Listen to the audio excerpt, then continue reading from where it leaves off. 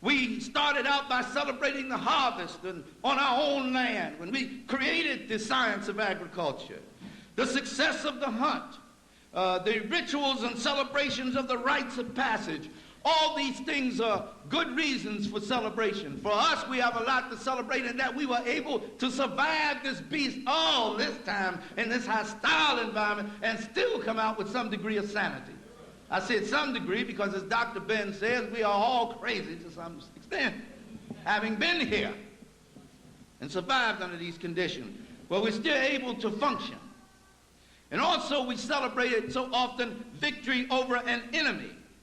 But never in the history of the world have I ever heard of a people celebrating the victory of their enemies over them.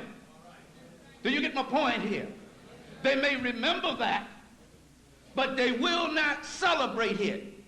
The only people I know now presently in the world is the Negro and other people who are mentally subjugated by white supremacist culture around the world that celebrate their enemies' defeat of them.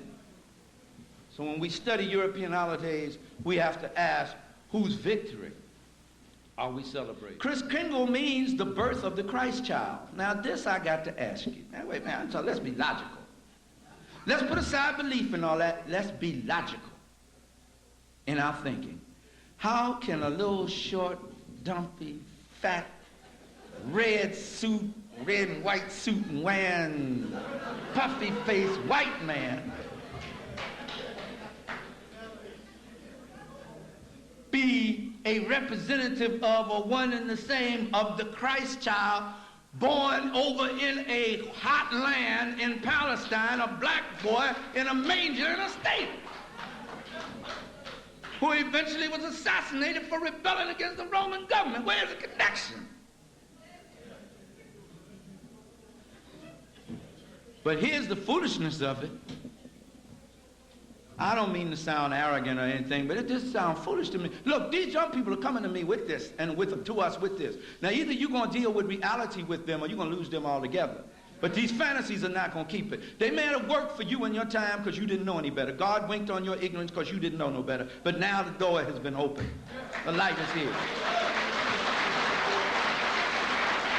And if you fight against it, you fight against yourself. You prick against yourself in fighting against it. I'm not trying to convert you to anything. I'm not trying to get you to join anything but yourself. I want you to do your own thinking. And you can't do your own thinking unless you know this as well as that. Then you got some information you can work with in your brain computer. Other than that, you'll be walking around supporting their system and keeping them going from now on. After a while, God will have to kill you with them too because you won't let go.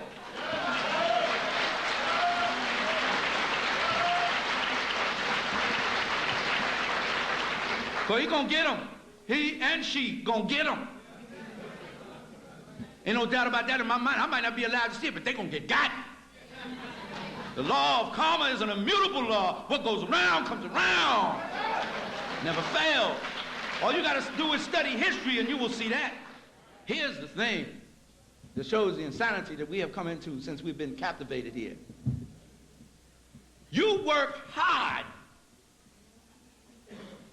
to get money, and you got to do it. You're compelled to do it. It's a sin against God if you don't do it. You offend the baby Jesus if you don't do it.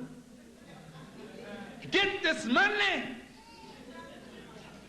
I got to get this white man this money.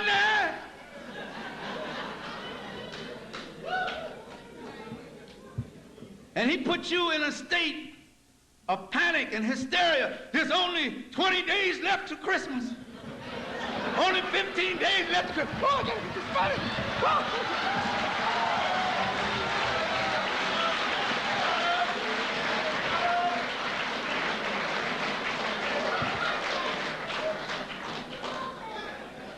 And he come at you through your babies.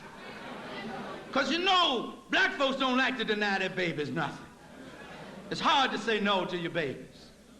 And they lacking so much in the world today anyway, so you figure, at least I can give them this little bit of something. I know what you're thinking now. Let me ask you something, though. How in the name of heaven do you do all this? You got to work hard and 2 and 3 extra jobs and wrapping packages and Macy's and stuff. Spending money you ain't got.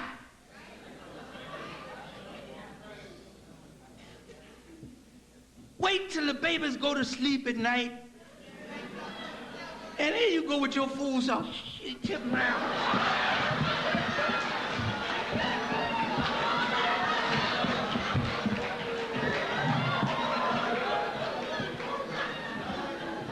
You done hid somewhere. They wake up the next morning, their eyes all bright and looking at stuff around the tree. Come here, baby, look what Santa Claus done for you.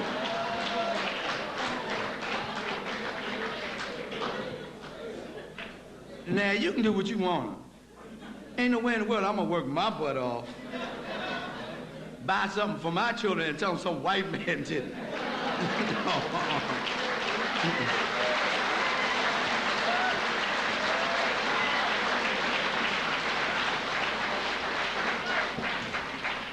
But here's a part of the mental genocide of that. You lied to your child for 10, 12 years. You may think that's a light thing, but it isn't. You have your child believing in something, and I mean we believe in it. I was hurt. I cried for 2 days when they told me it wasn't no Santa Claus. I cried, man.